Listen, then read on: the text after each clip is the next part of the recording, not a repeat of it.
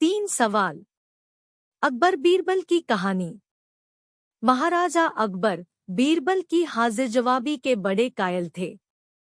उनकी इस बात से दरबार के अन्य मंत्री मन ही मन बहुत जलते थे। उनमें से एक मंत्री, जो महामंत्री का पद पाने का लोभी था, ने मन ही मन एक योजना बनाई। उसे मालूम था कि जब तक बीरबल दरबार में मुख्य सलाहकार के रूप में है, उसकी यह इच्छा कभी पूरी नहीं हो सकती। एक दिन दरबार में अकबर ने बीरबल की हाजिर जवाबी की बहुत प्रशंसा की। यह सब सुनकर उस मंत्री को बहुत गुस्सा आया।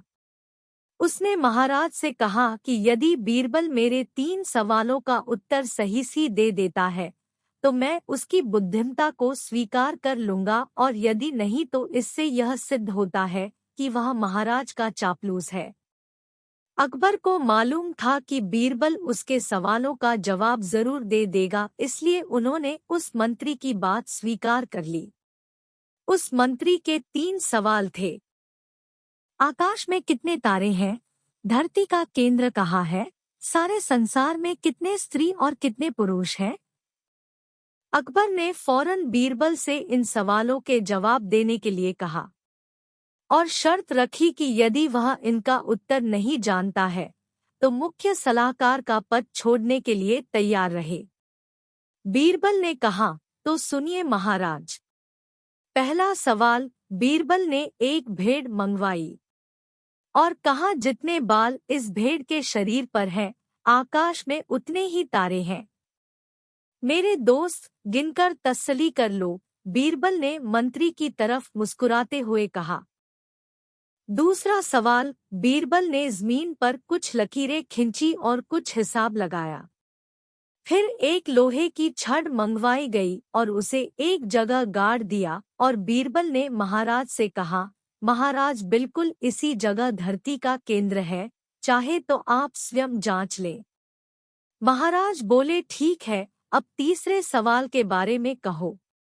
अब महाराज, तीसरे सवाल का जवाब बड़ा मुश्किल है, क्योंकि इस दुनिया में कुछ लोग ऐसे हैं जो ना तो स्त्री की श्रेणी में आते हैं और ना ही पुरुषों की श्रेणी। उनमें से कुछ लोग तो हमारे दरबार में भी उपस्थित हैं, जैसे कि ये मंत्री जी।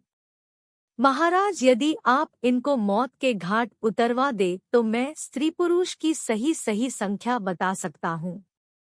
अब मंत्री जी सवालों का जवाब छोड़कर थर-थर कांपने लगे और महाराज से बोले, महाराज, बस मुझे मेरे सवालों का जवाब मिल गया। मैं बीरबल की बुद्धिमानी को मान गया हूँ। महाराज हमेशा की तरह बीरबल की तरफ पीठ करके हंसने लगे और इसी बीच वह मंत्री दरबार से खिसक लिया। कहानी पढ़कर कहीं ना जाएं दोस्तों। नीचे कमेंट बॉक्स में जाकर अपना कीमती कमेंट हमें लिखकर जरूर भेजें। हमें आपके कमेंटों का इंतजार है और हमेशा रहेगा। Thank you for watching. Please like and subscribe.